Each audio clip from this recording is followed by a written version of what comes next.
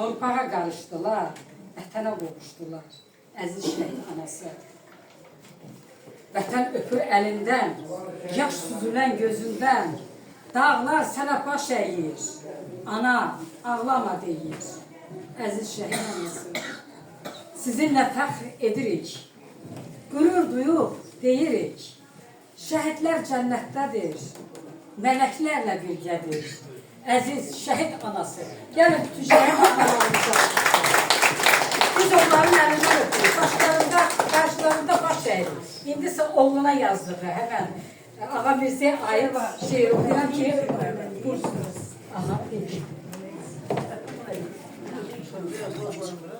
Şəhidlər ölməz ana, vətən ölünməz ana. Şəhidəm, anacan, mən düşməndən aldım qisas, bayrağımdır kəfənim, bayrağı göksünə bas. Cismim vətən adlı torpağı qucaqladır. Ruhum vətən günlə ucalıb pərvazladır. Şəhidlər ölməz ana, vətən bölünməz ana. Haqq yolunda can qoyub şəhidliyə ucaldım.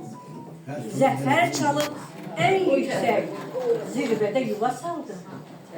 Rahat ol anam mənim, cənnətli xanımam. Mən ölmədim ki ana, dəyişdi məkanı. Şəhidlər ölməz ana, vətən bölünməz ana. Soyun matəm libasın, əl alban geyin anam, oğlunla qürurlanıb, fəxr elə, öyün anam. Kədərə kölə olub, başını əymə önə, qürurlan, dik tut başın, mərdlik yaraşır sənə. Şəhidlər ölməz ana, vətən bölünməz ana. İstəsən şəhidlərin hünərini görəsən, Cənnət Qaradağımın seyrəngahına çıxsən. Gəz vətən bağlarını, gül çiçəkdən çələk gör, canı fəda edənlərin qəlbini, ruhunu gör. Şəhidlər ölməz ana, vətən bölünməz ana. gəlin almışlar.